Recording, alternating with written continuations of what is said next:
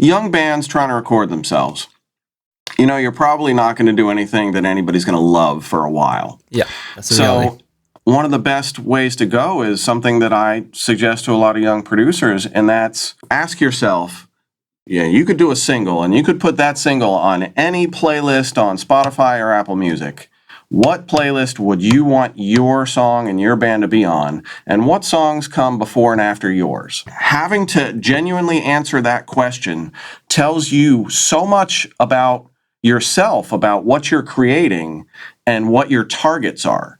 And if you're young and you don't really know how to produce, use those as targets. Their drums are hitting like this. Okay, different pattern, but let's make sure our kicks and snares hit like this.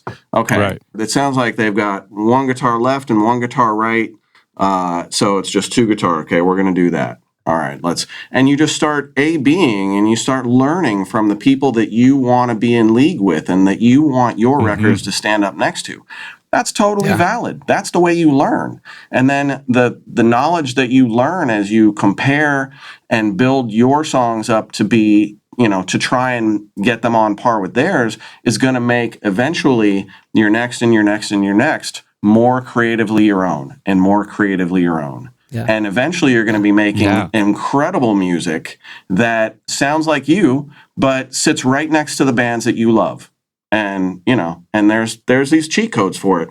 And referencing other music, you always got to reference at equal volume. So turn the reference down to where your vocals are at the same volume as their vocals, or your kicks and snares are at the same volume as their kicks and snares. And then adjust the rest of your sonics accordingly, but use something as an anchor. This is the Self-Recording Band Podcast, the show where we help you make exciting records on your own, wherever you are, DIY style. Let's go. Hello and welcome to the Self-Recording Band Podcast. I'm your host, Benedictine. If you're new to the show, welcome. If you are already a listener, welcome back. We always appreciate you. This show is available on YouTube in video format, but also on your favorite podcast platforms, of course, like Spotify, Apple Podcasts, wherever you enjoy your podcasts. Now, today we have a very exciting episode coming up because we have two guests, which we don't have too often, and I'm super excited about this. And these guests are pretty amazing. You're going to see that right now. Ken Lewis is one of them. Ken Lewis is a mixer and producer with 114 gold records under his belt. I hope this number is still correct, or maybe it's even more. I don't know. On his credits list, on his credits list, you'll find acts like BTS, Kanye West, Taylor Swift, Drake, Bruno Mars, many, many more. Quite the incredible list. And on his website, he actually calls himself a mixer, producer, and finisher. And he also says he has the weirdest resume in the music industry. So I'd love to hear more about that today. Welcome, Ken. So glad that you took the time to do this with us today. Thank you for having me. I appreciate it. Awesome. And then we also got Dom Rivinius. Dom is a producer, writer, and mix engineer. He met Ken a few years ago, if I'm correct there, and became part of his team. First as an assistant, I think, and then he got involved more and more on big projects for artists like Eminem, Alicia Keys, Taylor Swift, BTS, also quite the list. Dom started out as a drummer, actually, and after he started working with Ken, he got to play drums on a few Taylor Swift records, for example, which is pretty impressive. So both got quite the list there, and it seems to be a really cool partnership, and I definitely want to hear more about this on this episode today. Now, they also own a plugin company together. It's called Mixing Night Audio. And man, these plugins are some unique, fun tools that we're also going to dive in because that I got to play around with them already. And yeah, there's the shirt. Exactly. Pretty exciting stuff. And finally, they have built an online community doing free monthly live streams on YouTube straight from Ken's studio. And yeah, I've met Dom at Studio Szene in Hamburg last year, which is a great event in Germany. And then again in at NAMM in LA earlier this year.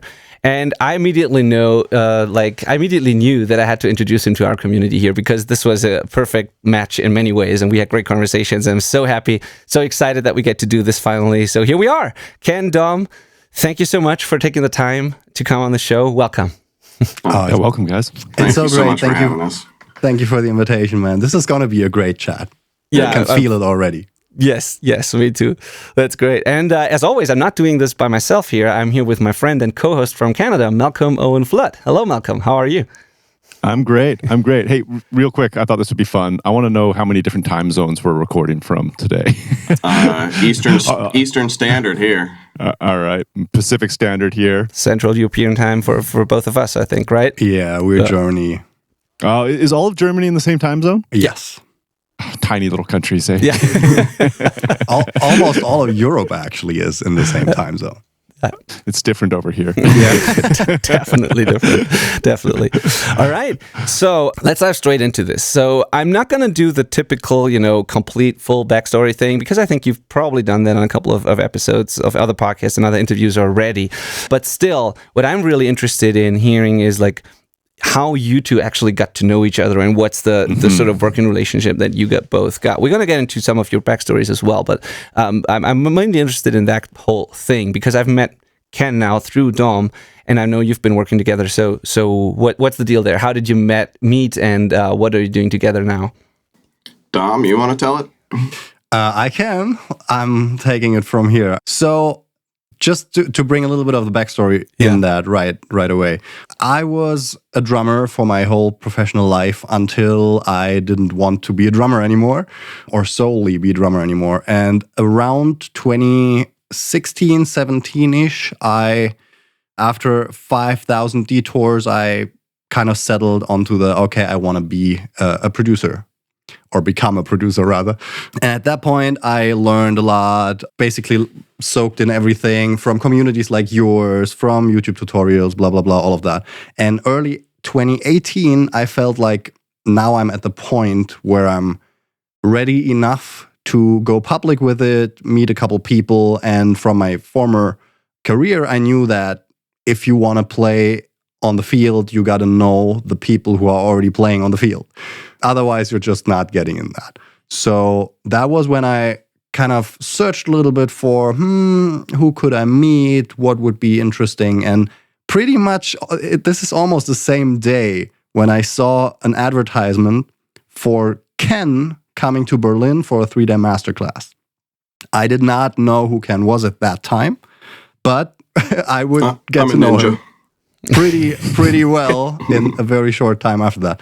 So then I went to his masterclass. Actually, I reached out on Facebook before because I wanted to know, am I right for this masterclass? This was insane. Funny backstory to that as well, because this is super interesting. I reached out to him, and self-deprecating as I am, I played my skills down a little bit, or I didn't know what my skills were, but I messaged him and said, well, I don't really know anything about recording, blah, blah, blah. Is this right for me? And he messaged me back, hey, cool, thanks for your message. The topics might be a little too advanced for you, but why not come along anyway? Why not check it out? And he was super welcoming and inviting. So I went there, and we were 4 people. And long story short, on that day, we hit it off right away really well. And it was pretty much a start of a great friendship. We're not only collaborators, or I tell everybody, of course, Ken is my mentor in this industry because he took me from wherever I was to wherever I am now in all the aspects, knowing how the industry works, knowing why you do certain things, how to move, all of that. So I'm super grateful to him for everything, really. But apart from that, it really became a great friendship. I would say maybe almost first. It started as a friendship. 100%. That's awesome. It started as a friendship of mutual respect because we could tell that we had a lot of the same and similar ideas, and I think in different ways we had a lot of the same goals and aspirations, and we just kind of clicked. So I like meeting other creatives who have vision and can hold an interesting conversation, and me and Dom just spent some time together, and we were like, well, we should try and do some more together. And then it just evolved from there, and then you got stuck in America. And then, right. Yeah. But that was already 2.5 years into the relationship. Oh, right? I know. I'm skipping way ahead. I mean, no, I just wanted to say for the listeners, because everybody is always like, it has to be fast. It has to be right. All the shortcuts. No, we met in April 2018. We we stayed in contact. Yeah, that's 6 years ago.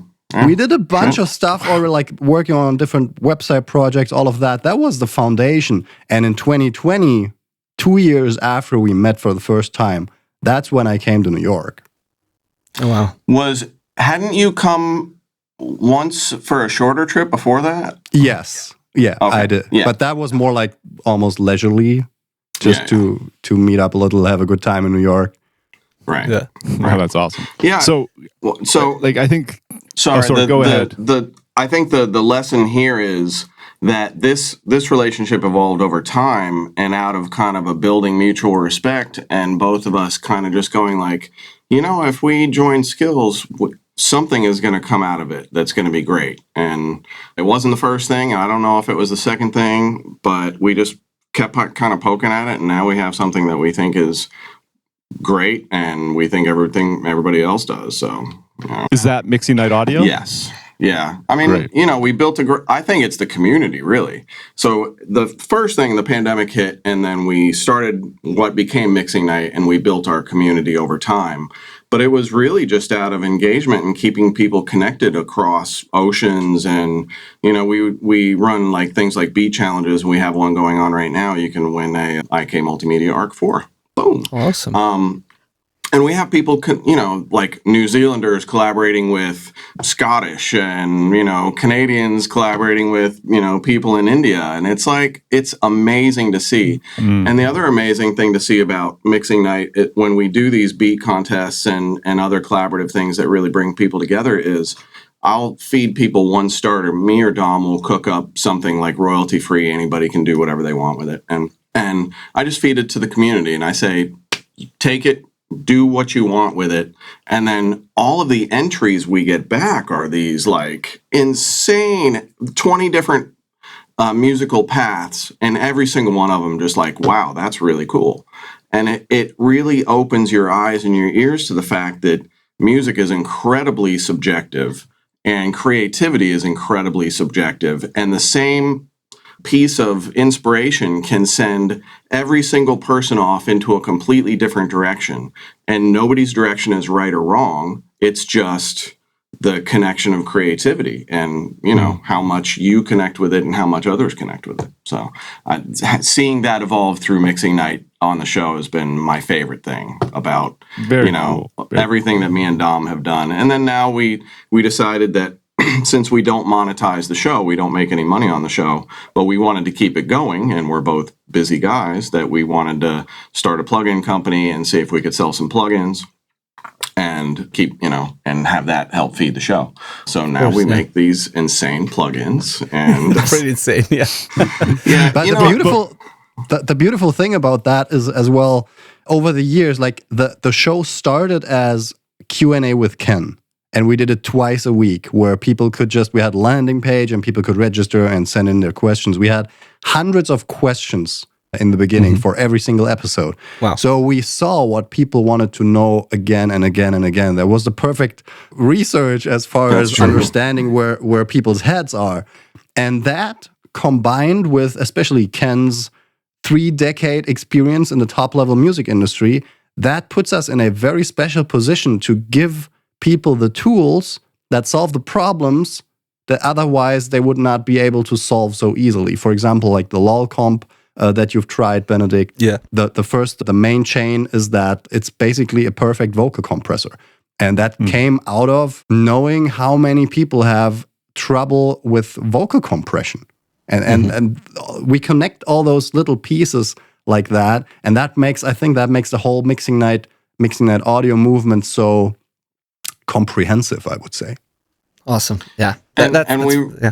We really worked hard to make tools that were super powerful but really easy to use. And with, the gamified interfaces, so you're not looking at any numbers and ratios, you're not thinking about math, and, you're not thinking about compression and frequencies, you're thinking about music. And just the experience of like going like that and getting a result that you did not expect. And going like, done. My vocal sounds a lot better now. Let me add some reverb. Okay. Give it some air. Let me just... Everything... What we discovered with Greenhouse, and that evolved into LolComp, is these came out of a lot of the different processes that me and Dom did with multiple different plugins. So we cooked up our plugins to consolidate our processes to be super easy and like one knob and 5 things under the hood is happening, but you get a simple result. And when you do all of that, the end result was LOL Comp is 10 times more powerful than the 10 plugins that it replaced, because you can look at everything in one place, listen in real time, and make super fast decisions. It's kind of like working on a mixing console compared to mouse mixing. It's just much faster. Everything is in your reach. So that's been our philosophy is, gamified, simple plugins, have fun, but make it super easy to use and make them super powerful. I mean, if you open any of my sessions, you'll see 20 instances of LOL Comp on any mix. I just did one yesterday, and it's just loaded with it because it's so versatile that it's not just like a vocal compressor. It's whatever I want it to be. Also a kick-ass vocal compressor.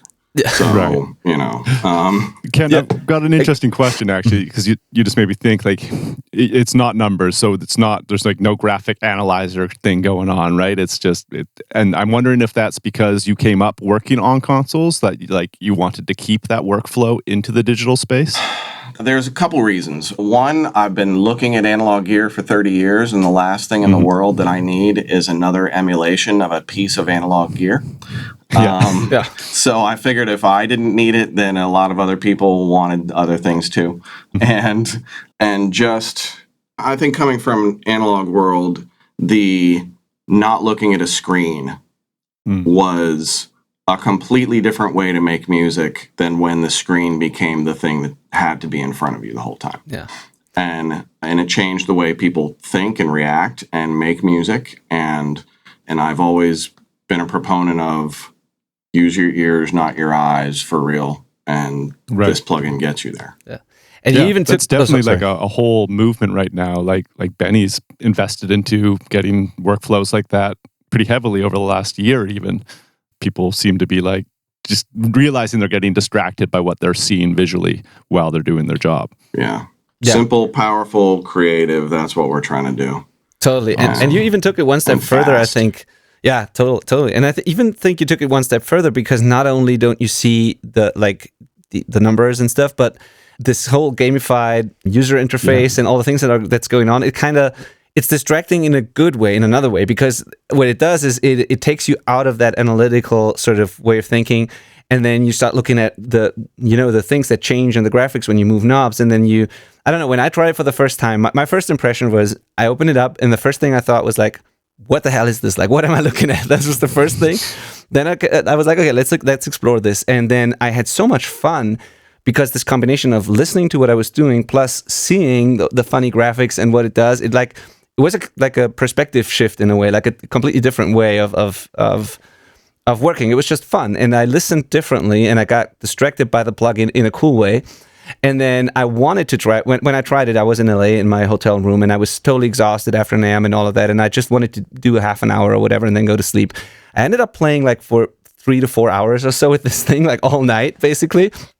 Because it was so much fun, and it kind of it ruined the start of the next day for me a little bit, but it was worth it.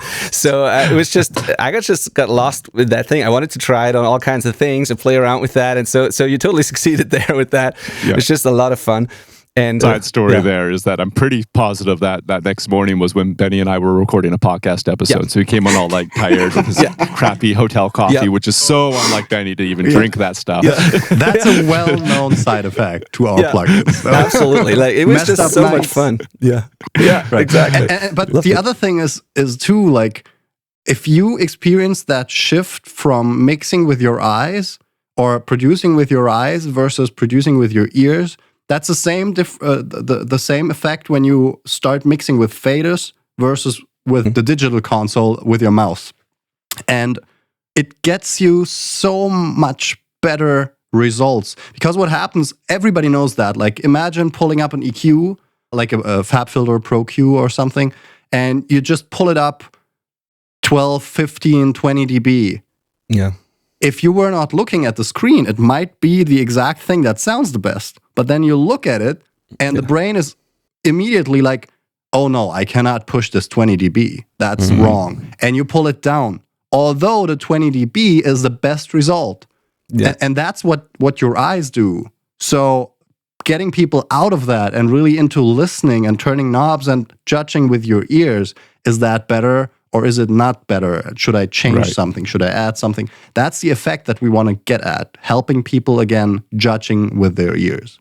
Because the results are going to be better. Totally. And it's so much about the how things feel and the way, like, sometimes it's not even how, like you said, it doesn't matter like how many dBs you're boosting or cutting, but like, does it feel better? Does it sound better? But how do you react to the song now that you've made this change, basically? And this is what's exciting to me. I just turned knobs when I was playing around with it, and then some things made things come closer, jump out of the speakers more. Then I found ways to make it sit in the mix a little better. I found all these kinds of things that's hard to describe, but it just feels different. And that's at the end of the day what matters. And it was really fun to do that with that plugin, to explore that. I just want to say that hearing that is like complete payoff. That exactly what we tried to do is hearing it come back. Thank you. That's really awesome to hear. That's really awesome. Yeah, thank you for those tools. It's amazing. Speaking about the whole feel thing, we're going to come back to the plugins, but that's a perfect segue actually to a question that I had here. Ken, I heard an interview with you on a different podcast, and you said something there that I quickly want to touch on because I found it really, really, really interesting. You were talking about how you can, in your studio, project things on the walls, I think, or on like a screen or whatever, and you use that to get vocalists, for example, into a certain, headspace, or to create a certain vibe in the room and make them like perform even better, which is again about the whole feel thing that is so much more important than the technical stuff to me. And I really found that interesting. So can you talk a little bit about that? Because I've never heard anyone do it like that. Of course, I've seen studios with screens on the wall, and they would do people do all kinds of things to get singers in the right mood. But that I think was brilliant, where you explain how you could project, a sad movie scene on the wall, and then someone, singing the breakup song might sing differently now, Totally. And it works. And it's the same mentality as law comp. Get you out of your head and reconnect you to the music coming out of the speakers or headphones into your ears and react to the music. And that's taking all of the numbers and values off of law comp and gamifying it, did that.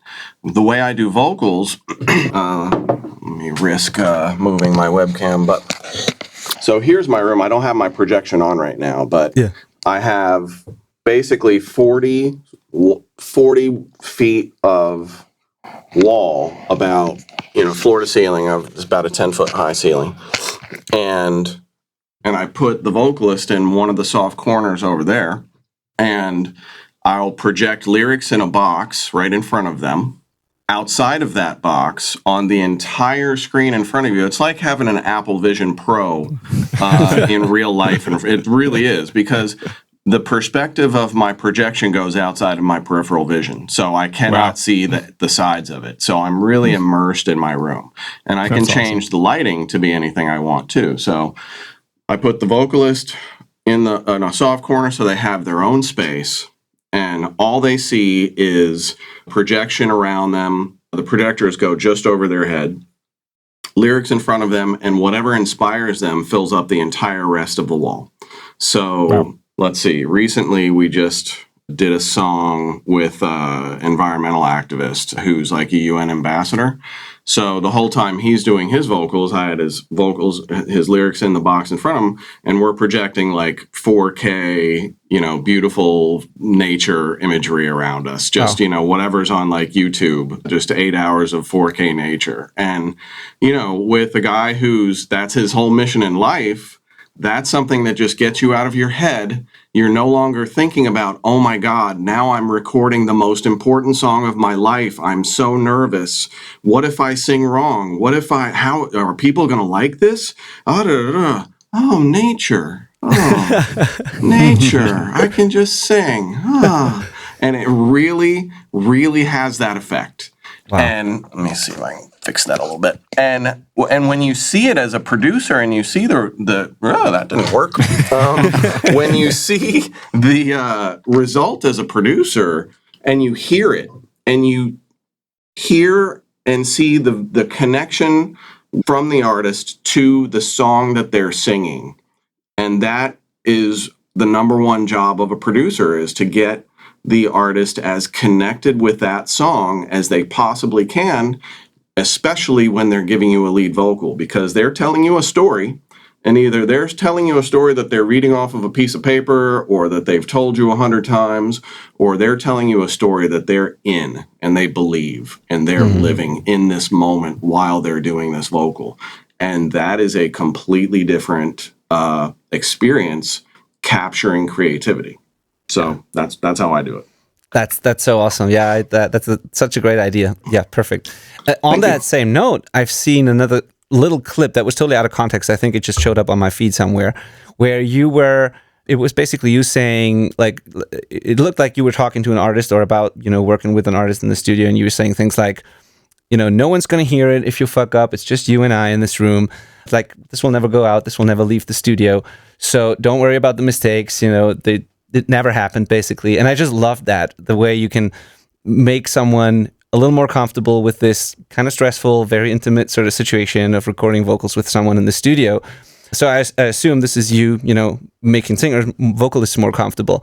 And now my question here is, for like self-recording artists, like the people listening to the show, if you don't have a producer with you and like in the studio, and no one who can do that for you and coach you and guide you like that, like, what can you do to maybe get yourself out of your own head in a way, or like make yourself more comfortable? Is there any ways? Because I always think that's kind of the biggest challenge with self-recording, is really that you don't have that coach, that guide next to you, that producer who can get the best takes out of you, and you have to do that all on your own. And like, is there any ways, any things that you can recommend there? Yeah, probably a lot. If you're recording yourself at home, you have all the time in the world. And if you don't know how to comp vocals, or if you haven't comped vocals yet, learn how to comp vocals. It will change your life. I've done a bunch of stuff on it. I'm sure there's other stuff out there. But generally, the idea of comping vocals is that you finish your music well enough that it sounds good enough to be a record to sing over. Then you put yourself in the booth and you give yourself 8, 10, 12 takes. Just keep taking takes until you feel like you're in a great zone. And then once you feel like all of your best safe takes are out of you, start pushing yourself. Nobody's going to hear it but you. Yeah. Where else can you go? How big of an artist can you be? How much of yourself can you bring out to the world? Because the best artists have figured that out. And it's about tapping into levels of expressiveness and emotion, different ways to enunciate, different ranges in your voice, the way you position your voice, the way, do you sing soft, do you belt? I mean, Billie Eilish compared to Taylor Swift is two completely different singers. And you can do all of this completely on your own, experimenting, and really find yourself and find those over-the-top moments that when you were in the booth singing it, you thought were ridiculous. You were like, oh, that's awful, Jesus. But you kept going, and maybe you went and listened back, and all of a sudden you're like, oh my God, that was the moment. I really thought I was completely overdoing it. I thought I was, Do you think Adele thought she was completely overdoing it? No, that bitch was going for it. She was like, yes! You got to be so lost in the moment that you can't care what people think. Because, part of being an artist is people are going to take shots at you nonstop. Just, here's being an artist. You care deeply about your craft. Somebody comes along, listens for 10 seconds, types some bullshit on their keyboard for 10 seconds, never thinks about you again in your life. You obsess over it for 3 days. Welcome to being a creative. Once you get past that, it's such a freeing experience to just go, fuck other people's opinions. Let me find myself, and let me just figure out what the best version of myself is. Then let me put it all together like a puzzle. If I take 20 takes, and they're 20 horrible takes, but I had a lot of fun doing them, and with a little bit of auto-tune and comping, the best moments of those 20 takes is one that sounds like the best time you ever sung that song in your entire life. And those are the types of performances that connect with the listener. Not the, best vocal on karaoke night, who could get up on stage and sing it the best. The vocals I want to produce, I don't want anybody to be able to mimic it on karaoke night. I want them to be able to come close, but never quite find that magic, because that magic comes from the accidents and the going for it and the trying and the being willing to fail. Love that. I love that. Thank you. What made you such a good vocal producer, actually? Because I feel like maybe I'm wrong, but I feel like that's kind of your specialty, or like something that you I mean, you have a lot of skills, but you had a lot of skills, but it seems like something that you do particularly well. And I know that your career kind of went from tracking engineer to mixing engineer, then mixing engineer and producer in a way. Maybe I'm probably skipping things here. The tip top of my career did that. So the credits that everybody knew about were doing that, but bubbling right underneath that, I was building my production career the whole time. The way I produced bands, so I was always producing vocalists myself and getting that reaction and feedback of this is what I'm doing and this is how it's working or not. But then also coming up in New York City as a tracking engineer, I became known as a really good vocal tracking engineer. Okay. And a lot of the hip hop and urban guys would use me to record their records because they were great at making beats, but they weren't really great at guiding artists in the booth. And I was. So I could be their vocal producer, but really I'm hired as the recording engineer. Mm-hmm. So I get to practice the craft of vocal production without having to take the credit, good, bad, or otherwise, of being a vocal producer. And that might sound like a shitty thing, but it's the greatest thing ever. Mm-hmm. Same thing with coming up as a tracking engineer. I started as a staff engineer at a studio. Anybody hiring any sessions that I'm a staff engineer on, that client can't afford a freelancer. So they're happy with whoever the studio gave them. So I can be the anonymous guy in the room. Nobody gives a shit about me. As long as I do good work and stay invisible and keep the session moving, then I'm good. So with that mentality, I'm able to scoop up just a ton of experience with other facets of record making while I am playing the role of recording engineer. I'm learning vocal production. I'm also rough mixing almost every day. So rough mixing turned into final mixing. And then the other thing about vocal production, I got hooked up with Malik Pendleton, who was such a gifted vocal producer. And I made records with him for a long time. And seeing the way he guided artists and his feel, he taught me so much about feel.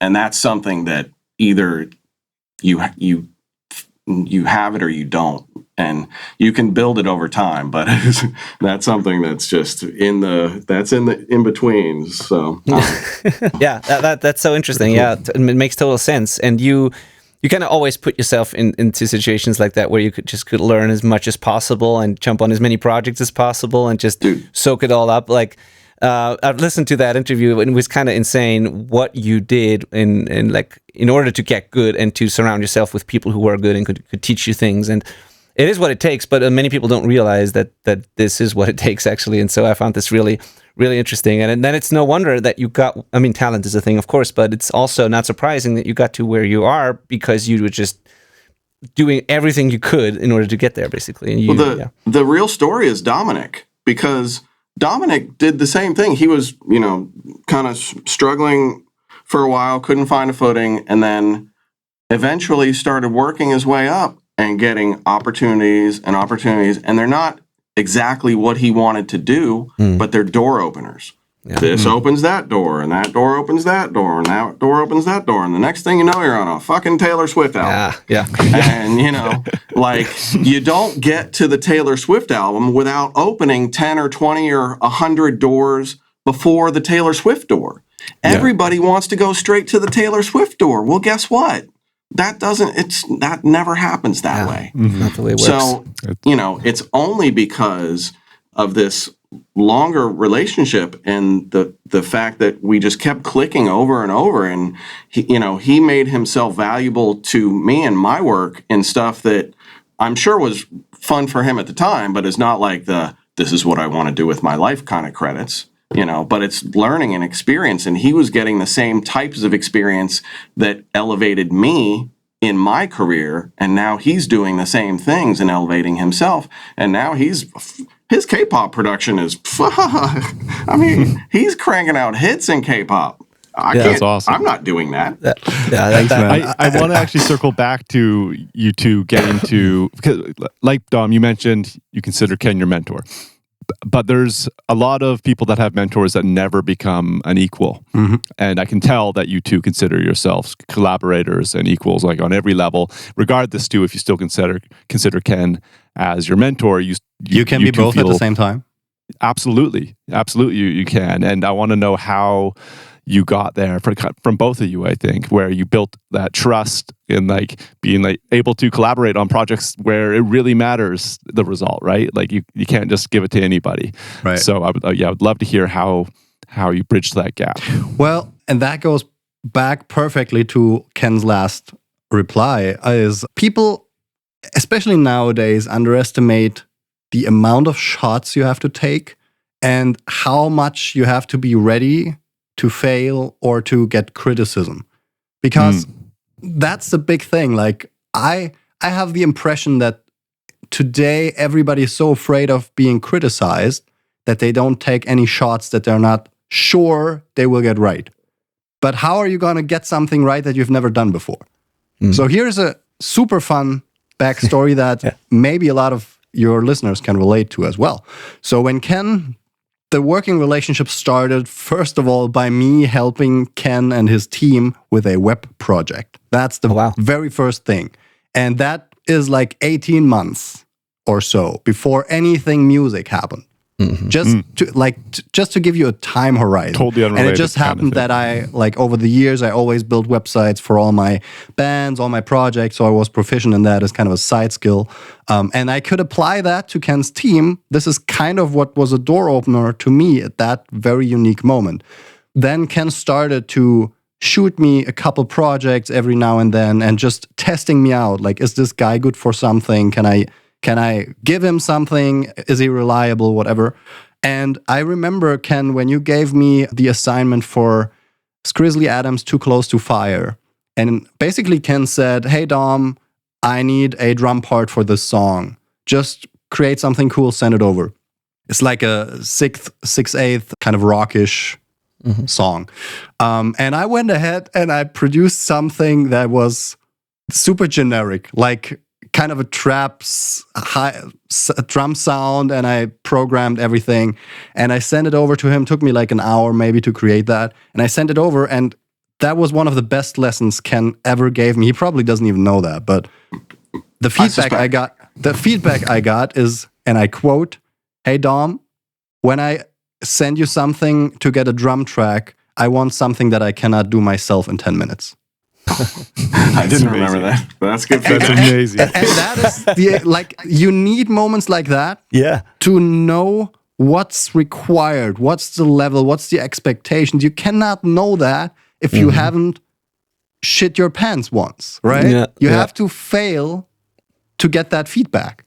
Yeah. And it doesn't make me a worse producer or a worse drummer. It's more about awareness. Most people have the necessary skills at a certain point, but then you don't know what's actually the requirement. Where am I supposed to shoot? Yeah, and that's like the awareness thing is a big one. And that's why I call Ken a mentor of mine, because that's the thing that he always unlocked for me again and again and again. When I showed him something, he always gave me that reality check until I was at a point now where I have the instinct and I kind of know it for myself. But over the years, there was always like, okay, it's not quite it. And also, it's just me listening and watching his reactions to something I ask him. Because, like, the subtext on that, you can, the reaction shows it all. And if it's not like, dude, this is great, then it's probably not great. Yeah. And this is what you need from a mentor.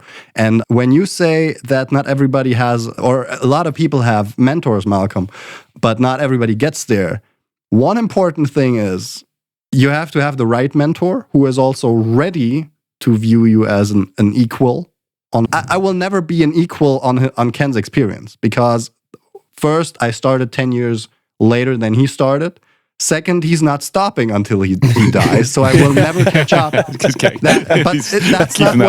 not the equality that's important. The equality is like, do you see eye to eye on a personality level? And one of the most important things, Ken, you can probably jump onto that as well, is I always try to make sure that whatever I promise or whatever I say I'm going to do, the other side can 110% rely on actually that I do it. It's never a question that I won't. And if I have to stay awake for a week without sleeping to get it done, I will do that. I will never, ever promise something on that level that I will not keep. And I would say maybe, Ken, that is one of the most important things for a growing relationship, so that you pulled me into those projects, because you cannot afford to lose your name on a Taylor Swift. Yeah, totally. And I also don't think it's just the Taylor Swifts and the big projects. I mean, of course, there's like a lot, maybe additional pressure there and stuff, but I think that I get that from you. I think that like every project matters to you, right? I think you also don't want to drop a ball on an indie project. Like every artist matters and their art matters. And if you take on a project, you do it 110%. Well, and it's not about the art. It's not about, it's not about asking yourself how important is the project. Yeah. It's about having integrity towards your own work ethic. Yeah. Because the way you act towards one project, doesn't matter which project, that's the way you act in every project. Yeah. So in other words, you have to give the small projects your all, or else you're not going to give the big projects your all. Yeah. So that's the thing. Like, always be consistent in that. And the super secret of that, which most people don't further connect the dots, is if you're not practicing at 100%, when you get the Taylor Swift call, do you think you can just turn 100% on like it's the faucet? No. No. You got to work to know where 100% is with you. And you got to always be pushing your skills and keeping them razor sharp, so that when the big call comes, you're not nervous. It's natural. It's another day of work. You've been doing this every other day. This is just another artist and another day. It just happens to be something that the whole world is going to hear a lot of. That's like the luck equals preparation and timing, or something like that. Whatever that's saying is. It really is. Yeah. To give a little side story about Benny and I don't think Benny and I have actually ever acknowledged this, but I was just thinking about how we got to know each other through email, essentially, originally before we started this, and just messaging each other and helping each other. And I bet, Benny, I wonder if you'd agree with this, that our initial friendship was actually based on the reliability of us both actually replying to each other's messages thoroughly, because we had questions for each other. We were trying to help each other, but we actually would reply with well thought out emails. And we were both were like, this is really great. This guy's reliable. And then next thing you know, years later, we're still doing this. Yeah, and I mean, we are on podcast episode 216 now, and we've not skipped a single week since we've started doing this 4 years ago. So there's the reliability and consistency as well. Yeah, I just know that you're going to show up every Monday, and you know the same for me. And it's like, so true, totally. That's impressive. What I also think is, thank you. What I also think, Dom, is though that on the other side of this, it takes a certain mindset to take that kind of feedback well and then do something with it, and not just quit, or like be mad at the person who gave you the feedback, because that's not everybody can do that. Like a natural reaction for many people would be to be like mad at Ken for saying that, or frustrated about yourself and just quitting, but like being able to say what you just said, like that this is a good thing and you appreciate that kind of feedback, that takes a certain mindset as well. And this is, I think, very, very important. And everything you just said so far in this conversation always goes back to this in a way. And also the way we met, Dom, I always had the impression that there is no like ego, despite like the credits that you have and all the things that you've done. It's what you do is very impressive, but you're also very humble at the same time, very open, very, you can take feedback like that from Ken very well. And And when we met, I remember you walking up to me and then you introduced yourself as like I think you said, I'm a K-pop producer, you know, and you didn't mention any of the big things that you've done. And I didn't know you, and I didn't know about your plugin company, and you just told me about the plugins, and I was like, yeah, I'll check it out.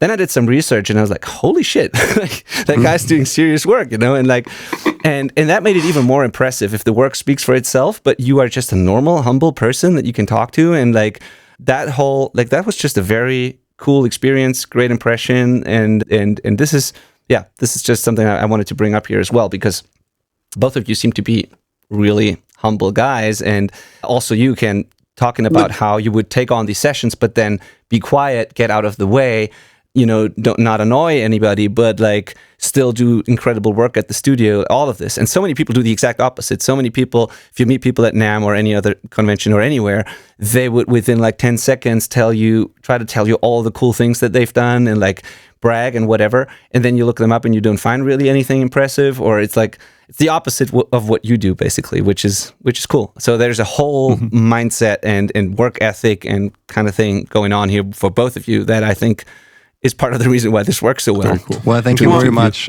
first of all, for saying that. Yeah, that's very much appreciated. You know, I think there's a lot of imposter syndrome with any creative anything, and a lot of people that are like overselling themselves or over whatever are just, you know, worried that people don't take them seriously, or that they, you know, and everybody goes through that. If you're out there watching and you're like, you know, I've done some things, but I feel like nobody should still be hiring me for what that's called imposter syndrome. Everybody goes through it. I went through it for years. It's totally normal. So I go through it big time right now. Like the last year is imposter year for me. Really? Like crazy. Well, which is nuts because he's racking up credits. Yeah, so I was about to ask, why is that? Any particular reason for that? Well, yeah, because no matter how far you get in this industry or in any industry that's kind of similar, really, even in sports, I think like if you shoot high with your goals, and that's what I do, you see all the way that that is still between you and that goal. Like there is a giant distance to bridge.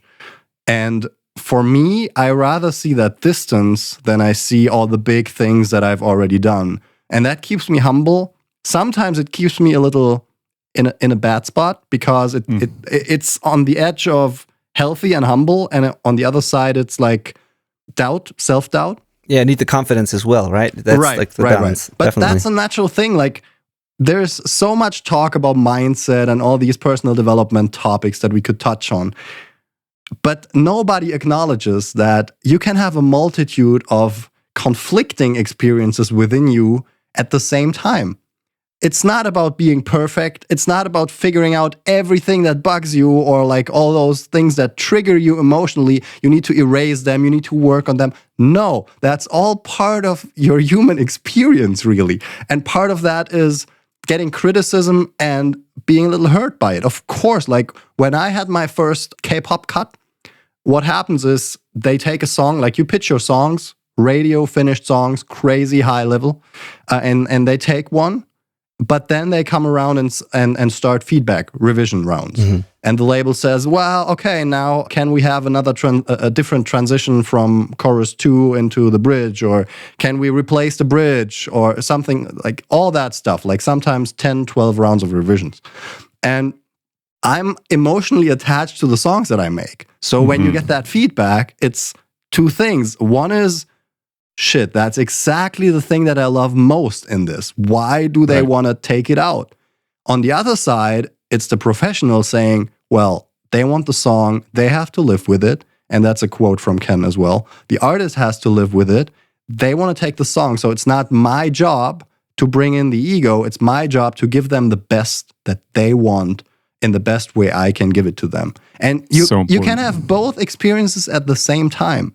It's not, you don't have to work on your ego until it's fixed and blah, blah, blah. No, it's human experience, and you need that friction sometimes.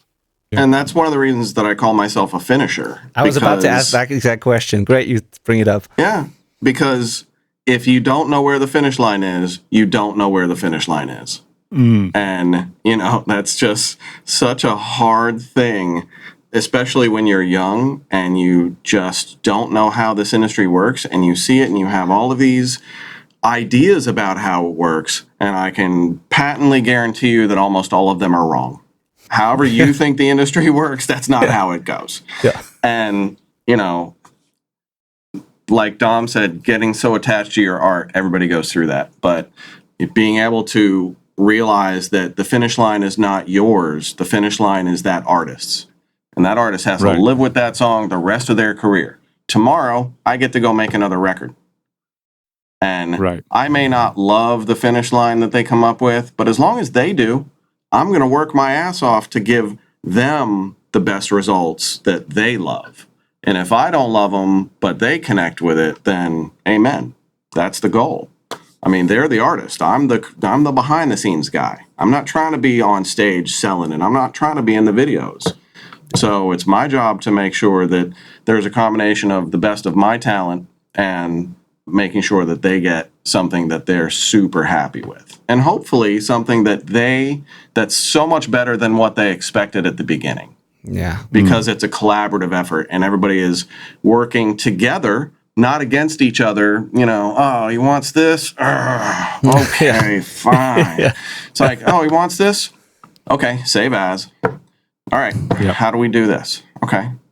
And, you just got to take yourself out of your own shoes sometimes and go, what's best for this record right now? What's best for the project right now?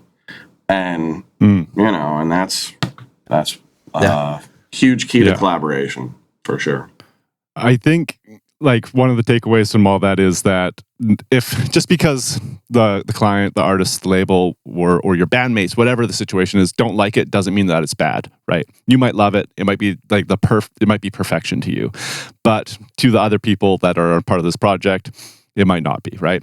But the other thing that I took away from this, Dom, I appreciate you speaking to deeply experiencing imposter syndrome even at your level, because I think it helps people, especially people at a lower level who also feel imposter syndrome, be like, oh, even people at that level feel that. And while researching you, Dom, I did find this post on Instagram where there's a Hot 100 Billboard list starting from 1 to 10. It's all Taylor Swift, and 3 of the credits are yours. Yeah, maybe. It's like that's as close to that's a ridiculous home run. That's such a huge success. So I encourage you, Dom, to go look at that post every time you're feeling any conflict. That's super nice. Thank you very much. Your skill level. But let me give you a little bit of perspective as well, because I look at all those things very realistically. I usually don't talk myself down too much, but I also don't talk myself up too much.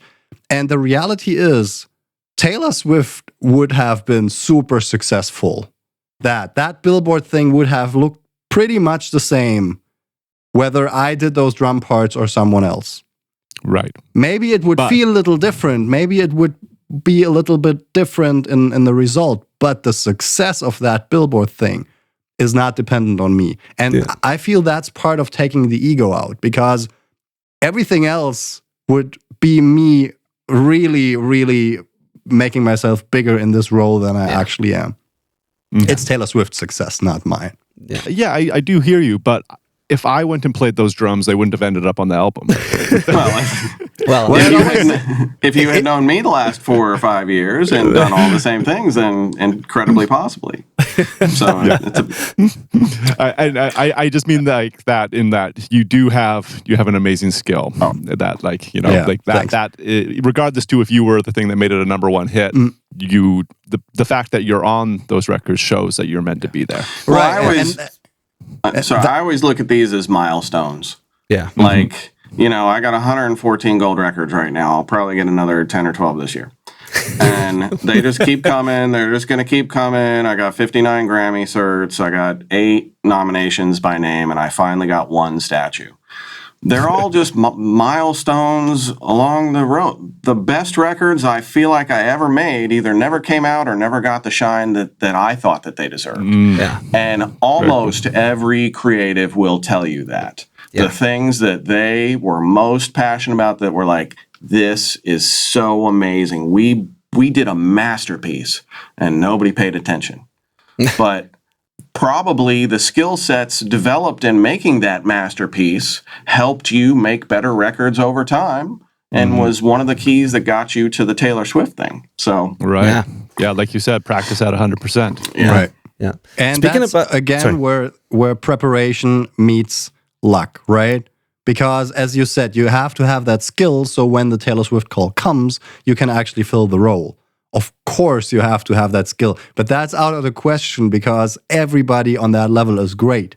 That's assumed. It's not like it's exactly. It's a given. The only thing people will notice when you fuck it up. But nobody is going to compliment you on being great at what you do because it's the highest level in the world. So you have to bring that anyway. That's the expectation. Yeah, Yeah. absolutely. Talking about skills and different skill sets, which you have quite a few of, again, in both of you, but like, do you both think that it makes you a better, and that goes back to the whole finish line thing also, that it makes you a better, let's say, tracking engineer if you know how to mix and vice versa, like if you know those things? Yeah, that's basically the question. Do you think you can track better source tones and performances if you also know mixing? And can you mix better if you can also track well? And I think it's vice versa. Usually, in days of old, in my youth, people were recording engineers before they were mix engineers, and you learned the art of recording, and then you did enough rough mixes that people liked enough that they started hiring you to mix. So it was, that was the evolution of things. Now people just want to wake up and be a mix engineer. Yeah. And I'm not saying you can't. There's a lot of gifted people out there, but I don't think you understand space as well. And I don't think you understand frequency balances and what instruments are actually supposed to sound like if you don't hear them in the room and you hear what space creates. And so I think there's a lot of level up advantages to being a recording engineer. Just the tech side of it helps you with the mixing side tremendously, but just the knowledge of space and EQ and compression that you learn as a tracking engineer evolves you into a mix engineer much more elegantly. And do you think the other way around is true as well? That when you kind of have an idea of the like a better idea maybe of the finish line of the mix and how everything works together, does that help you record better tracks as well? Maybe. Yeah. It's always good to have a compass. You don't always need a compass. You don't always need to know where you're going. But like I'm producing an artist named Taj Farrant right now, a savant guitar player, and I just finished a new song with him. And if you heard the end of the first day roughs of when we wrote it compared to the final, it's like night and day. But in my head, when we were writing it, that's what I was hearing. And you just work towards it until you realize your vision of, and your vision at the finish line might be completely different than what you originally envisioned, but it's that compass of, okay, this is where we're going. This is what I want it to feel like. This is how I want it to hit people. This is how I want it to hit myself. And then you go. And in this case, man, it was like the mirror of what I wanted from day one, which is usually never happens. But this, I was super happy with how it came out. Wow. Awesome. Yeah, that's cool. And let me jump on that as well, because it's not exclusive to recording and mixing. For example, I think especially being a great mixing engineer helps you in production, how you arrange elements, because you know down the road, this is going to clash. This is redundant. I have two elements that do the same thing. One of them has to go in the mix anyway, so why would I arrange it that way? And the other thing that I know from my experience is I have been a drummer for 10 years. I have been on stages like, I don't know, something between 500 and 1,000 gigs over the years, big and small. And being a live musician, you have an experience of intensity, musical intensity, that people who only grow up on a laptop never get. Like, you don't know what it feels like to be on a stage and clicking with all your band members, and the song is suddenly hitting, and you don't know why, but it's happening. That feeling, that's what I call intensity. I can bring that to my productions now because I know what it feels like. I know I want it usually, and I know what the tools are to get there. But if you've never experienced that, that's another awareness thing. It's not so much that you cannot replicate it, but it's that you don't know to replicate it in the first place because you've never, nobody has ever pointed you toward that thing.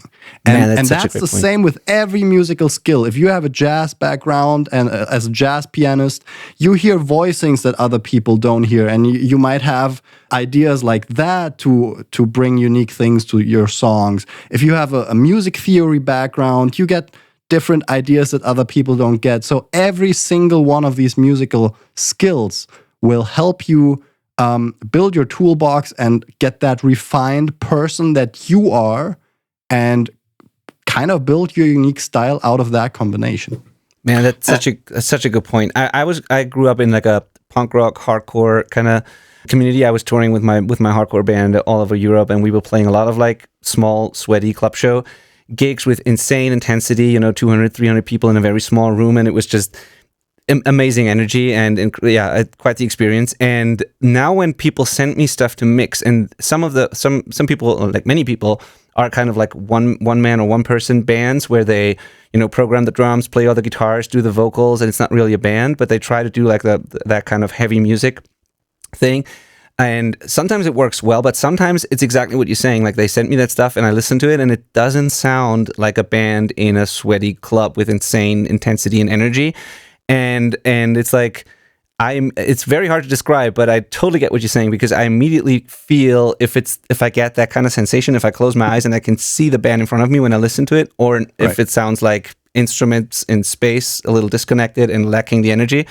And it's like, yeah, that's totally important. And you can tell that when people have never experienced that and they've created that on their laptops at home, it's not the same kind of things oftentimes. Right. Yeah, totally. Right. And the point in that is, it's not, in music production and in making great songs, it's not only what is played, what, like each part of each instrument, the riffs, the bass notes, all of that. It's not only what is played, but how. Yeah.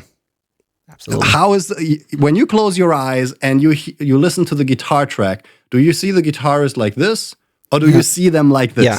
Because you can hear that. Yeah. And that's the thing that we're talking about. It's the attitude, 100%. It's the intensity in the performance, and that makes a huge difference, because if every building block in a song takes that into account, the difference is indescribable. 100%. Yeah. It's also one of the reasons. I think that same thing would like.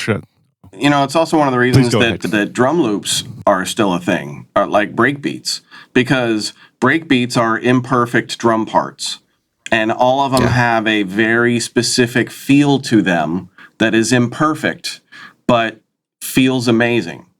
And when you build the rest of a song off of that imperfect type of a groove, that's what Dom's talking about. The difference between lining things up perfectly on grid and having a little bit of feel into something that the bass player is a couple milliseconds ahead and the drummer is a couple milliseconds behind, but everybody kind of locks into this groove, and it just feels different than what you can get on a computer. And like Dom said, if you've never experienced that, you don't know what you don't know. But the other superpower of being a mix engineer for production is I get to see so many other producers' productions.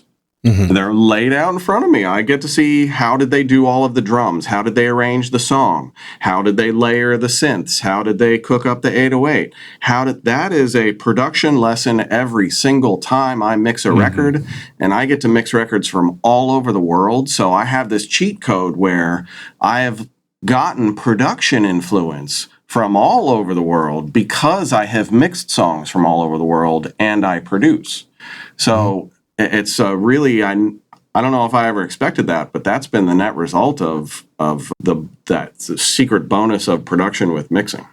And and being able to deliver your own productions sounding like completely finished, mastered, done records is a superpower too. Absolutely, because at the end of the day, many people want the end result and the transformation.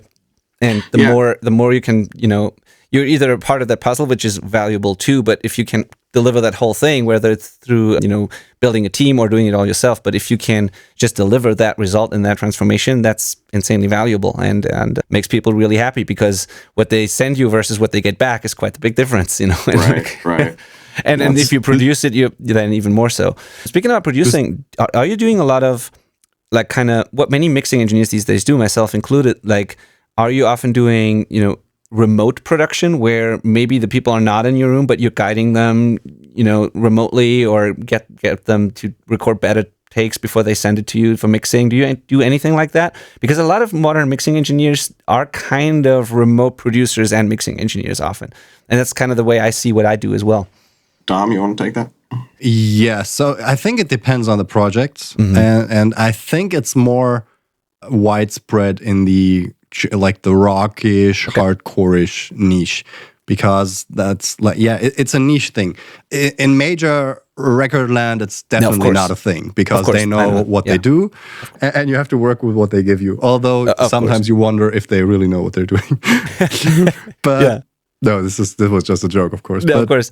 But I'm assuming you don't exclusively do major stuff, right? Because I assume you do the occasional indie stuff. What sometimes is helpful is guiding people as a vocal producer. That's something I sometimes do. I'm on Zoom with them, and they send me an Audio Movers link so I can hear what they're recording in their rooms, because they're far too far away to come to my studio. And then I give them pretty much the same feedback, and I guide them as if they were standing right here. Yeah. But that being said, I would not work that way if it were possible any other way. Of course. Because it's always, first of all, it depends on the experience level of who you're working with. And the more inexperienced those people are, the more of that guidance they would need. And at a certain point, there's so much guidance you would have to give that remotely it would be hard to do. So they would have to come to you, or it's maybe not the right fit for the project at all. Yeah, I meant more as like a value add when you're mixing. So let's say you're mixing for someone, which is maybe not a major thing that an amazing producer has produced. Maybe, I don't know if that ever happens, but maybe you get an exciting song from an artist that you want to mix, but maybe they need a little help getting the tracks even better. And then that's kind of the thing where you could add more value by, using your tracking and production skills and helping that artist deliver even better tracks so you can mix better. That's the kind of thing that I was thinking about, which a lot of mixing engineers do these days, because, at the end of the day, it leads to better result if the artists are open to that. Yeah, I just had a project where it came to me through a friend, and I really liked the owner of the label, and I liked the artist, and they wanted me to just mix, and I listened to the songs, and I was like, okay, well, these are really good songs, and these would be super easy for me to mix. But man, if I could just do a bit of work on these as a producer, these would be much better records. Usually I don't think like that. If I'm hired to mix, I'm putting mix engineer brain on. You get producer experience, but I'm not trying to produce your record. I'm trying to mix what you have given me as best I can.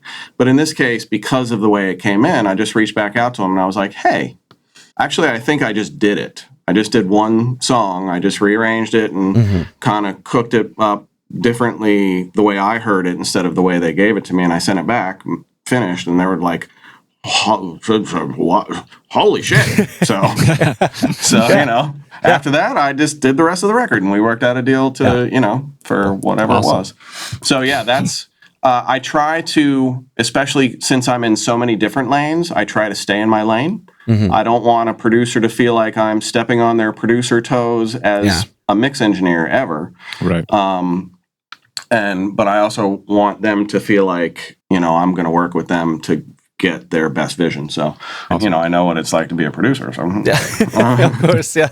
So Benny and I work obviously with a lot of self-recorded bands, like they just don't have a producer. We tell them that somebody in their band needs to be the producer, generally, kind of thing. But it's usually their first time or whatever. So we do find there's a lot of these kind of things. Like, for example, the first thing I always do if I get sent tracks is I grab the vocal, I throw a compressor on it, and see if the room all of a sudden becomes a slapback delay because they just recorded in an echo chamber by accident, right? And then it's like, that's really easy. Like, hey, we can do better than this. We can recut this vocal, throw a mattress against the wall, do whatever it takes.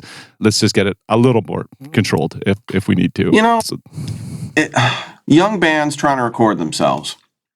You're probably not going to do anything that anybody's going to love for a while. Yeah, that's the reality. Maybe one of the best ways to go is something that I suggest to a lot of young producers, and that's pick your favorite, ask yourself if your band could have, if you could do a single and you could put that single on any playlist on Spotify or Apple Music. What playlist would you want your song and your band to be on? And what songs come before and after yours?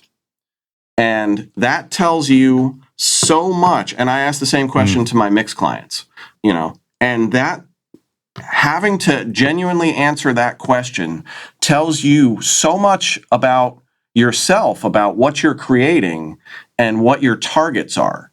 And if you're young and you don't really know how to produce, use those as targets. Their drums are hitting like this. Okay, let's make sure different pattern, but let's make sure our kicks and snares hit like this. Okay. Right. Their guitars it sounds like they've got one guitar left and one guitar right. So it's just two guitar. Okay, we're going to do that. All right, and you just start A-Bing and you start learning from the people that you want to be in league with and that you want your records to stand up next to. That's totally valid. That's the way you learn.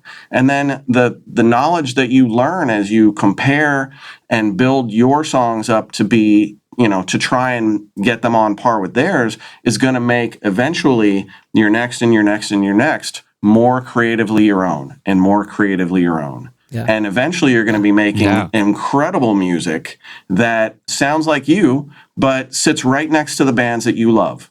And, and there's these cheat codes for it. And referencing other music, you always got to reference at equal volume. So turn the reference down to where your vocals are at the same volume as their vocals, or your kicks and snares are at the same volume as their kicks and snares. And then adjust the rest of your sonics accordingly, but use something as an anchor. So such great advice. That actually, we could call back to Dom's mention earlier about you saying, hey, Dom, I don't want drums I could have programmed in 10 minutes. You set the bar for him there, but this is like another version of that where like you choose a couple songs that you want to be in league with, and that's your new bar. And then you actually mentioned it, Ken, as well. You get tracks sent to you from these amazing engineers and producers around the world, and that probably continually elevates your quality bar for your own productions and engineering, where you're like, damn, I didn't know a bottom snare could sound good on its own. Like there it is. We got to aim for this now. Getting your hands on tracks is such a good way to learn as well. High quality tracks. And you're like, whoa, these DIs sound musical. Okay, I got to figure this out. Yeah. I would like to point out something as well, because Ken started with a sentence that is super important to take away for the listeners here. He started with, when you're starting out with your band, you're probably not going to make anything that anybody loves for a while. And that felt so special to me right now when I heard it, because that goes back to what we were saying all along is, first of all, you need to bring the patience, and what we see people doing all the time with mixing night, with clients, everything. Everybody puts so much pressure on their early stuff. Like the first single has to be perfect. And what that leads to, probably many people who are listening right now know that exact feeling. It gets you to never finish that first song. And you keep making demos and half-finished songs, and then you have 20 songs on your hard drive and nothing ever happens. And suddenly you say, well, I don't really feel the first 5 songs anymore, so I'm not going to finish them anyway, blah, blah, blah. What Ken said with, you're probably not going to make anything that anybody loves for a while, that takes all the pressure out. Because now as a band or as a solo artist, you can go ahead and just say, let's make this first song, however shitty it's going to sound. My first things that I wrote and produced, it's so embarrassing that I would have a hard time showing that to anyone, really. But that's the normal process you go through. And maybe the first one isn't even released, but you can just shed the pressure and just finish one and learn from it, and finish the second one, and maybe put the second one out and go from there. And before you can grasp it, you have 10 songs out because you didn't stand in your way and you're not still doctoring the first song. Yeah, so important. We see that in our coaching community all the time as well. I was just talking to an artist, I think yesterday or the day before, and we were having this conversation. He was like, I've been trying to do an album for a while, and I got 12 songs cooking, and I'm like, he's telling me, and I'm like, stop. Pick your favorite song. Forget all of the other songs existed. put all of your energy into finishing that one song at the highest level that you can. And for him, he works in like a software engineering or something, so he's got money. Right. And I'm like, look, dude, you have some money. Don't make a whole album. Make one song that you are so proud of that 10 years, 20 years, 50 years from now, you can hit play and go, I did that. And that you know that you're going to stop the room every time you play that. And you're going to be so proud of it. That's the goal and the mission. So, for him, I was like, look, hire some studio musicians, hire a producer, do some some songwriting, some collaboration. And if you need a mixer, then, we throw down. And, that's always you got to do music for the love. You can't do music for everybody else's expectations. That never works unless you love it. How can you expect anybody else to love it if you don't 150,000% connect with it? It all starts with you. So you got to make stuff that you love and that you connect with. You got to understand that it's going to suck for a while. You're not going to be very good. Occasionally, you might crack one out of the park and it might be magic. But the typical artist develops over time. This is a process. You got to fall in love with the process. I love the process of making music. I wake up every day. Half the time I don't know what I'm going to do, but I know the process of music is going to run my day for me. And that's it. You got to fall in love with the process and just keep doing it until the ones start coming that you're like, oh, we got something now. And you'll feel it. Trust me, you will know. It's a different feeling. Yeah, love that. Thank you so much. There's one thing I absolutely wanted to talk about in this conversation as well, because it's very important to me personally and also top of mind right now. And that is, you both obviously have insane work ethic, and you've done so many projects, and like you said, Dom, you're doing whatever it takes. If there's, you have to, turn around something really quickly, or if it, whatever it takes basically, and you're willing to, skip sleep for a while and all those things. And we all did that at some point in our careers, most of us at least, who got to some kind of success.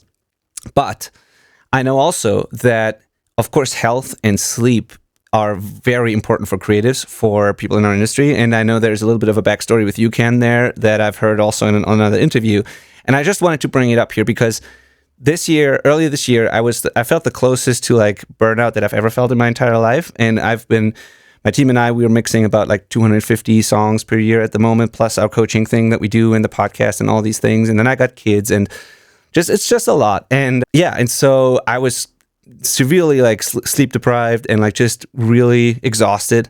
And I felt how that all of a sudden, I could do that for a while pretty well, but then I felt how that impacted my work actually, and how it also impacts how you communicate with people and all kinds of things that are really important. And at the end of the day, I was kind of afraid that this could have a really negative impact on my career in many ways if I keep going like that. And I know that, Ken, you struggled with health issues a while ago as well, which you think might be, or still doing, which you think the part of the reason for that might be lack of sleep for a prolonged period of time, maybe. And so I just wanted to bring that up because I really think that's a thing. And in our coaching community and within our listeners, I know there's some people who might have a stressful day job. They might have a family. They're still trying to make the music thing work at the same time. So they get the kids to bed and then they stay up till the morning to make music. And then it repeats over and over again. And I know for sure that some people are already pretty exhausted but still keep pushing.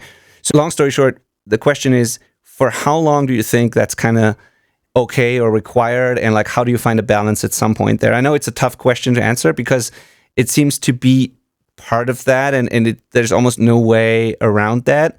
But also, at some point, we got to stop or find a good balance because it is important. So, well, I wish people had told me, and so thank you for asking. I think this is obviously an incredibly important topic. When I was 37 years old, I had 100% blockage of my left anterior descending artery, also nicknamed the Widowmaker and the Lifeline, and mine was closed. I should be dead.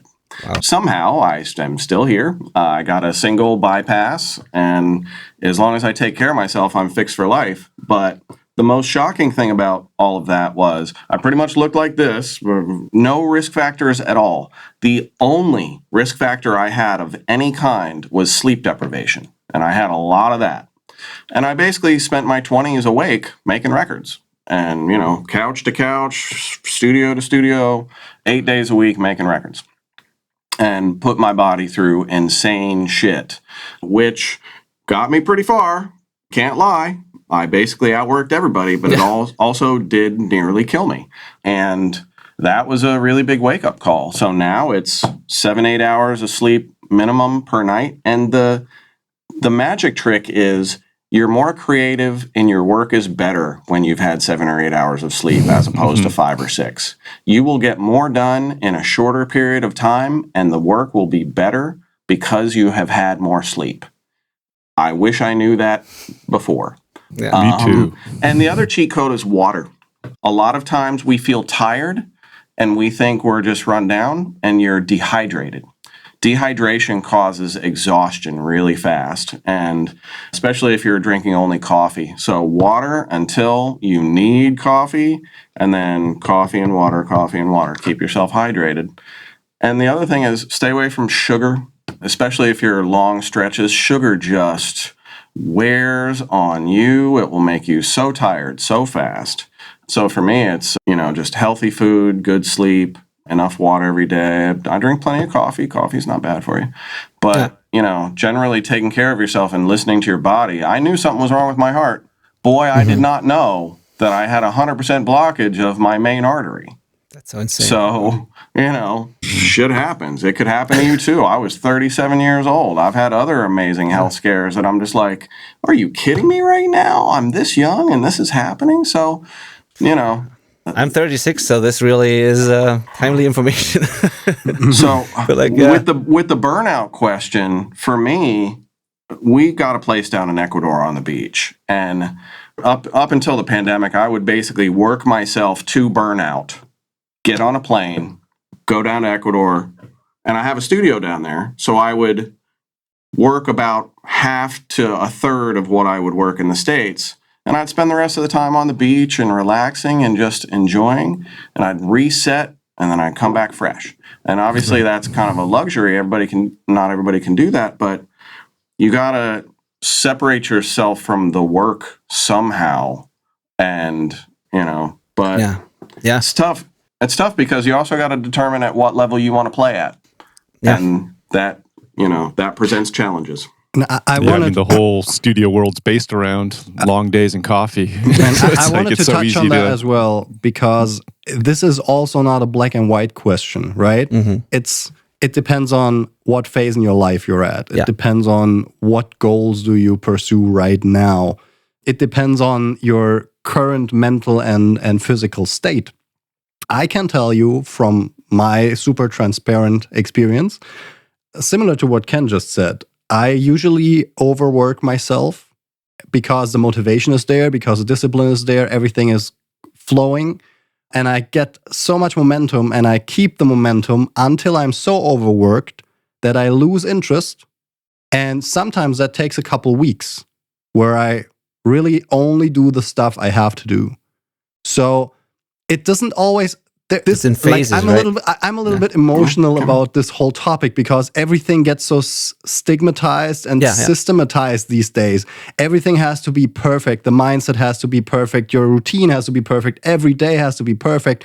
Your health has to be perfect. No.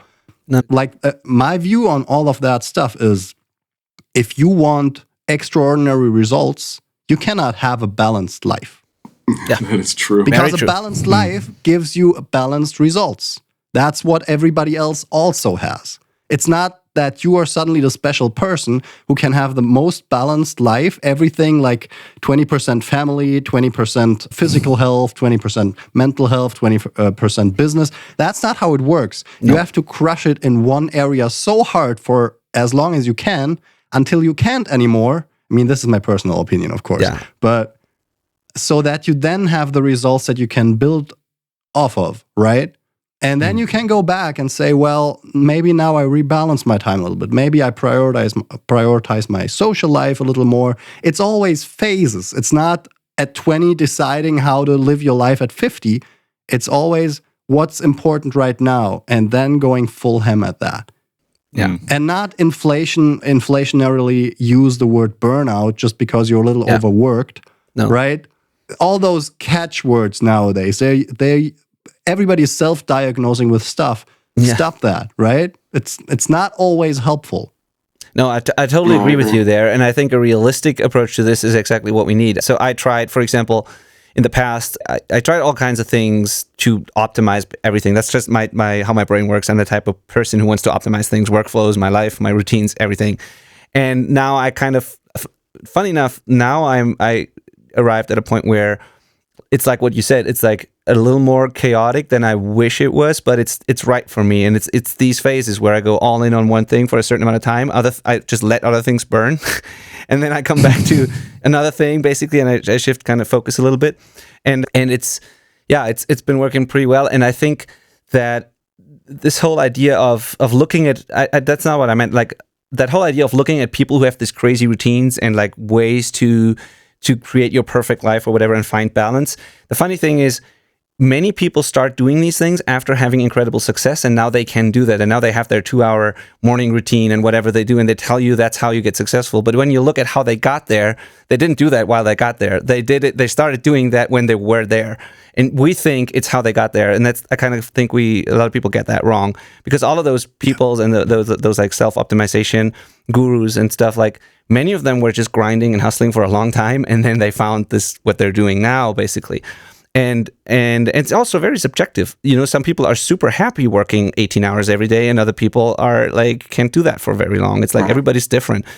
And I just in general wanted to say that if you, and call it burnout, call it just exhaustion or sleep deprivation or whatever, I just think it's important to be aware of that, or to listen to your body, like Ken said, and also know that it might impact your work. That's where I was getting at with this, that like it's, no matter who you are, it's still important probably to get enough sleep and to be hydrated and all of those things. Right. Because first of all, you don't want to die, and second, your art or your work might be better. So that's why I just bring it up. Health is probably the only one exception, I think. Like you should just at all costs maintain a healthy like water intake and sleep, because that's going to affect everything else. Where, you know, you can kind of ditch your friends for a while if you really need to hustle out making an album that's going to change your life, or you got an opportunity that's going to take you away from your family, and you just know that's going to set you up for the rest of your family's life. Like you got to make those sacrifices sometimes. Yeah. You know, you can't have like Tom said, a 20% family, 20% work life ratio. My wife's not going to be satisfied with 20 most of the time. Right. That's not enough, right? So I have to do these shifts, but I really think, like health, that's forever. But let me share you a real life story as well on this, because I also think you can sacrifice health for a while. Because why not? Like if you decide consciously on that, why not? Because your body and your mind are capable of so much. Why wouldn't you recover from that? It's like not working the to burn out and then getting on a plane. It's like I'm aware as I'm working that I am pushing myself to burnout because I understand I have a relief outlet. Yeah, right. Yes. And you have to know yourself very well. But here is one example. That's also some sort of balance in a way, long-term balance. Right, in a way, right. So, and that's the point. It doesn't always have to be perfect all the time, every day. That's what I meant earlier. Like it's great to try to optimize things, but it's not. I would not strive to optimize my whole life in every possible aspect all the time. I would try to optimize for whatever goal right now I have in front of me. And that might be taking care of my health. That might be the number one goal. It might be career. It might be family. And whatever that number one goal is gets all my attention right now. Yeah, tunnel vision. Yeah, that helps. That's or maybe like two. It always depends, right? But it doesn't have to be all of them at the same time, because that's just gonna give you mediocre results and everything. But here is what I actually wanted to tell is when the Alicia Keys project came in, Ken, because of the time difference, New York, you were in New York, and that's 6 hours after Germany. So when you have like 4 p.m. In the afternoon, it's 10 p.m. at night for us.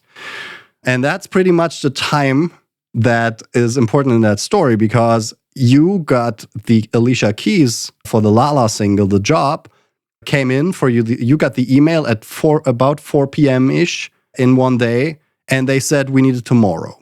So for me, you told me, Dom, we got to get on this right away. For me, it was 10 p.m. at night, and I was literally just going to go to bed. And then I got your message, and it's like, okay, we need this in 16 hours or something like that. And if I went to bed, 8 of those 16 hours would have gone to waste. Like, that's not an option at all. So I had to go to the studio, worked through the night. I remember distinctly, I left the studio at 7:30 a.m. in the next morning. That's when I finished my thing and sent it over to you. And that's normal. And now you cannot go ahead and say, well, but sleep deprivation is a thing. And no, totally. It's always what is important right now. And if I have to sleep deprive myself for one night, my body is not going to care about that in a week. So, and that's the thing that I want to give everybody who's listening is it's not so strict. Don't try to be perfect in all these things. It's okay to be sick sometimes. It's okay to not have the perfect balance. That's normal, and that's what life should look like. And everybody else is just trying to do an influencer thing and sell you some kind of coaching program because that's great to package. Yeah. But it's not the reality. Totally. But that's exactly what I wanted to hear and what I was also thinking, because I think it's way worse to spread yourself so thin that you constantly only get your 4 or 5 hours instead of going hard for a day or two or a week or whatever and then coming back to like a normal thing again. I think it's way worse to have all these things at the same time and basically never get enough sleep for a prolonged period of time. I think that's the thing. You got to remember that you can get 8 hours of sleep and still work 16 hours.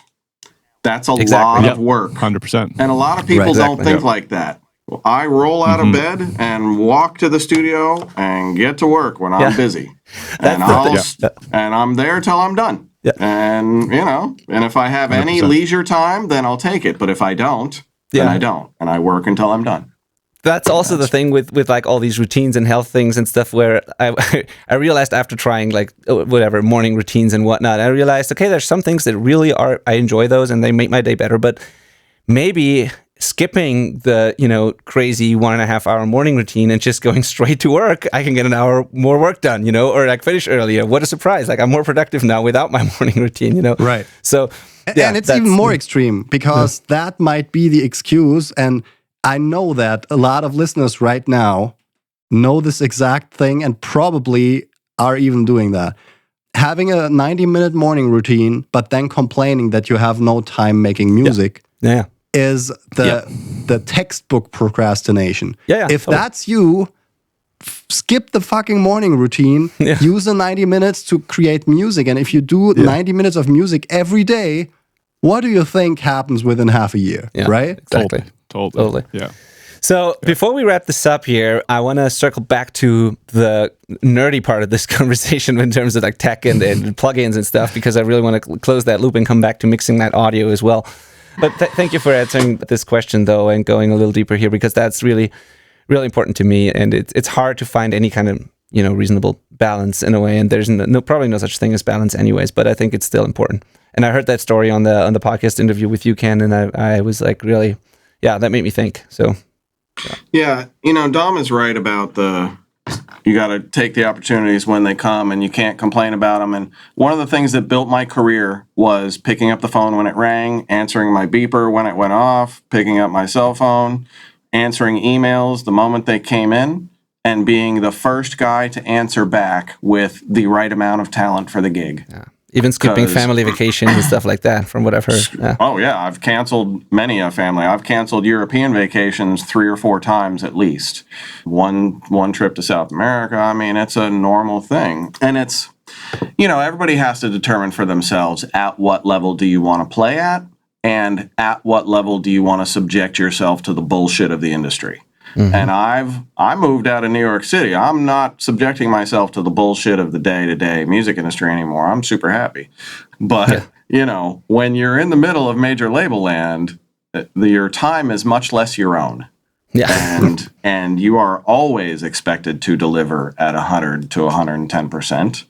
And either you love and you relish that pressure and you live for it, or it eats you up. And I want the pressure. Give me the hard gigs. Give me the mix nobody could do. Let me produce the song that everybody knows is a hit, but nobody's gotten right yet. Yeah. Like those are And when you have that mentality of just like, yeah, me, yes, then it's a different mindset. That's kind of the, at least for me, the go-getter, nothing comes to you in the music business. You got to go get it. Absolutely. And also the reality is most... As far as balance, Ken, you have that story about Avenged Sevenfold, right? About that, the crazy sessions that didn't end for forever because the album had to be. Was it Avenged Sevenfold? No, it wasn't Avenged. It was. Who might you be talking about? Where there was like a 60-hour. Oh, that was Public Enemy. Oh, right. Public Enemy, 67 hours straight. I was called for one mix. It was the closing of the album. And I went to Hit Factory at like 11 o'clock at night and did my first mix, turned it in. The artists and the A&R guys came in, listened to it, fucking loved it. They were like, can you mix another one? I'm like, yep. So they gave me song 2. And song 2 turned into 3, 4, 5. So I ended up mixing 5 Public Enemy songs in a row for the He Got Game album. And I was awake for like 67 hours straight with no breaks, no naps, no sleep, no nothing. And then I got a hotel room, slept for 6 hours, woke up, and I did an 18-hour Aretha Franklin remix mix. And simultaneously, it was the most exhausted I'd ever been in my life. It was also the most money that I had ever made in my entire life in such a short period of time.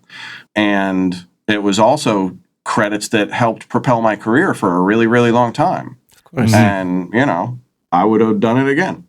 Yeah.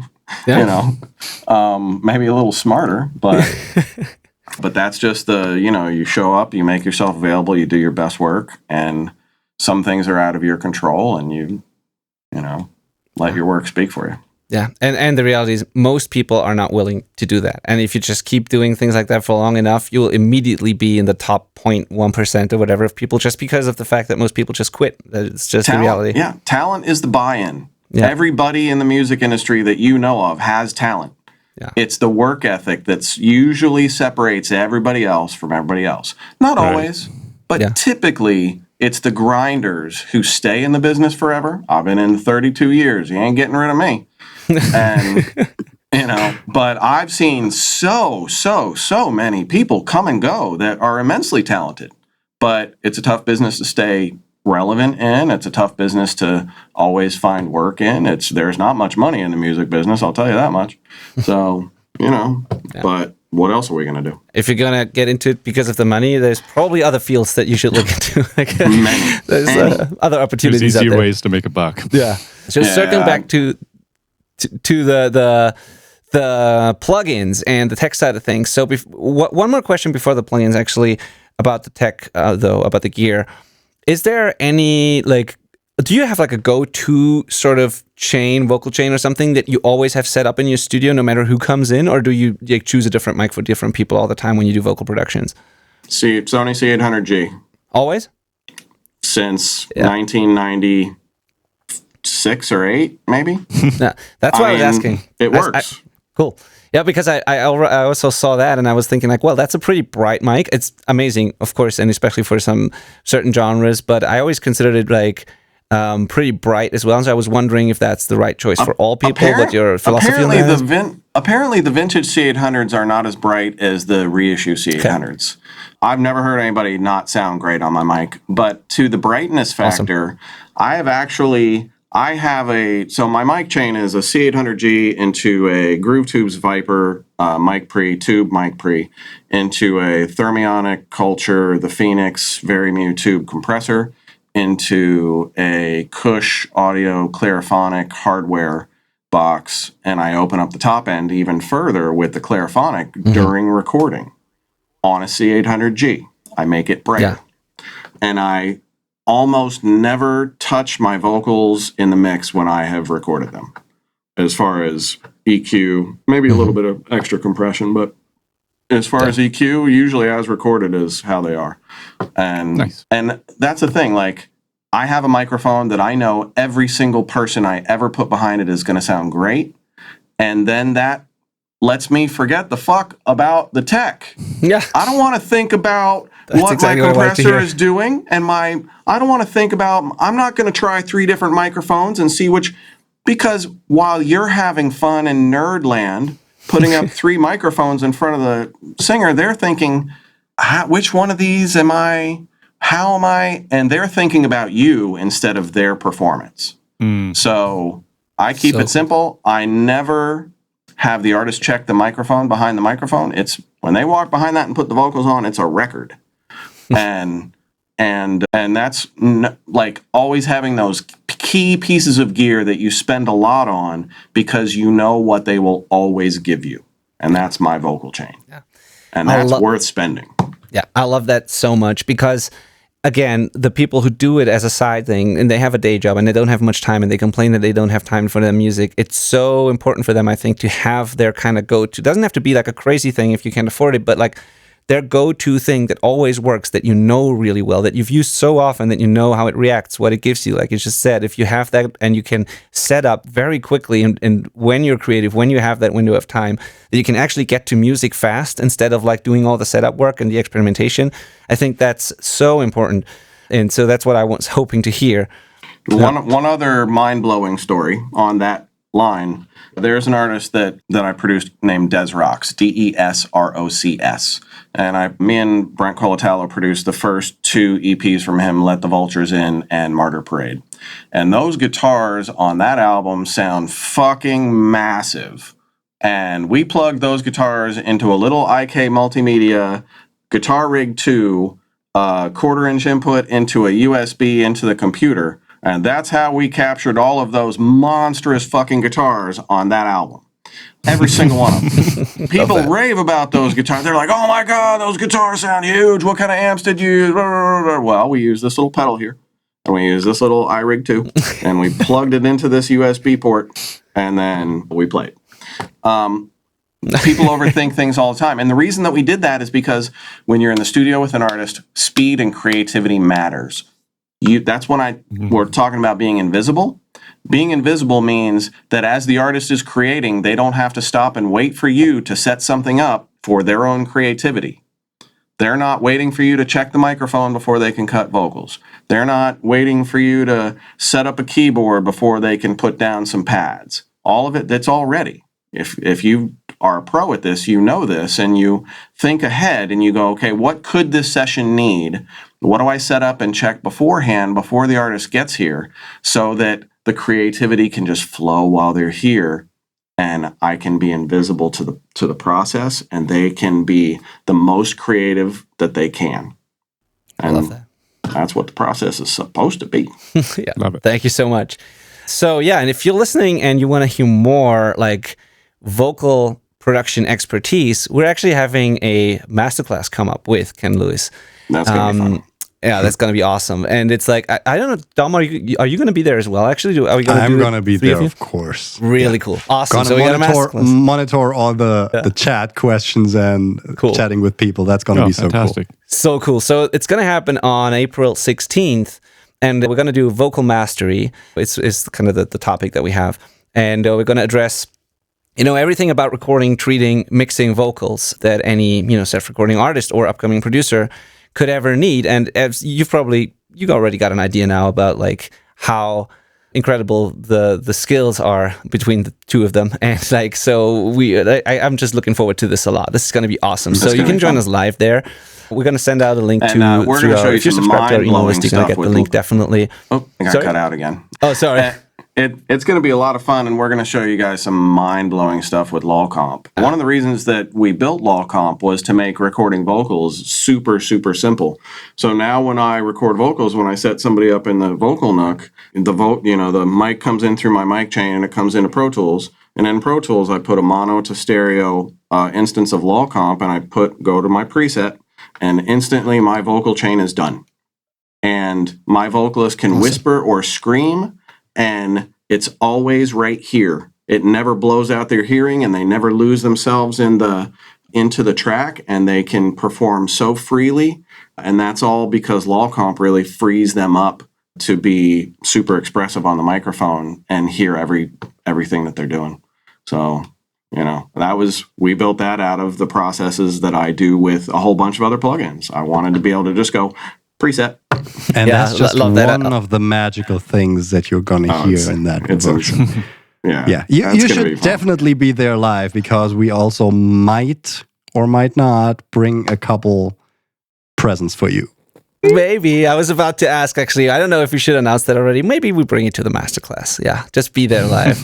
Yeah, there will be great stuff for you all. Awesome. Really, really cool. So I'm looking forward to that. You want to be there live. If you are on our email list already, we'll let you know, of course, through that. We also are going to put the link or like the info about that in the show notes of this episode as well. If you're watching on YouTube, it's going to be in the description. There's the website, of course. So if you go to the selfrecordingband.com/ and then the number of this episode, you're going to get to the show notes. So it's probably going to be the selfrecordingband.com/216. All the info is going to be there. And yeah, this is going to be super exciting. If you're in the Self-Recording Syndicate, by the way, our coaching community, we're going to do an exclusive Q&A afterwards for you guys as well. So definitely be there. This is a really great, really awesome, unique opportunity to pick the brain of someone like Ken Lewis and Dom Rivinius. That's insane. So make good use of that and show up there prepared, armed with questions. So I'm definitely looking forward to that. Also looking forward to seeing LolComp in action, because I've played around with it. I've used it in a bunch of sessions already, actually, but I'm sure I'm going to discover way more when I see you guys use it. So very excited. Then we also got Greenhouse, right? The other plugin. So that's, I don't know how that's going to be part of that as well, or how you use that in your vocal workflow. But that's another one I got to play with. I mix with it in vocals a lot. Yeah, I can show you what I do with it on vocals when I mix. Yeah. Okay, great. Awesome. Looking forward to that a lot.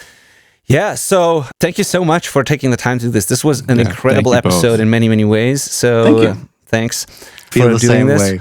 Time was flying, right? I can't believe how long we've been talking. This is great. Yeah, that was super fun. That was definitely fun. So where should we send people if they're interested in like Mixing Night audio, the Mixing Night live streams, your websites? Like what should we put in the show notes and point people to? Well, first of all, I would definitely send them to our website, because that's the hub where everything happens. Like, it's just mixingnightaudio.com. Mm-hmm. And then you have the registration for the shows, the replay for the shows. Everything directs you in all the different ways. There's the plugins that you can learn more about, different videos that we made for the plugins to showcase like presets and all of that. Free trials. Free trials as well, exactly like this. Everything is on our website, mixingnightaudio.com. And apart from that, our Instagram.com/mixingnightaudio has a bunch of quick tips taken from our shows. We cut down our Mixing Night streams and take out the golden moments, if you will, where Ken shares a bunch of these. You got a glimpse of that in this podcast, but our Instagram account really has a collection of those quick tips in real format, basically. So quick to digest, quick to understand. If you want to follow that, that's probably going to be one of the best resources you can get if you want to level up your mixing, production, artist game in general. Yeah, can highly recommend. So a few of those clips and all of them were inspiring or valuable in some way, shape, or form. So yeah. Awesome. Thank you. Cool. Thank you so much for the invitation. This was so amazing. Yeah, really had a great time. Awesome. Glad to hear that. Thank you so much again. And that's a wrap, I guess, Malcolm, right? Anything I completely forgot to ask you, Malcolm. Anything you want to add? Oh, no, that was fantastic. Thank you both for coming on. Let's do the next one in person down in Ecuador. How about? Oh, yes. You don't got to twist my arm for that.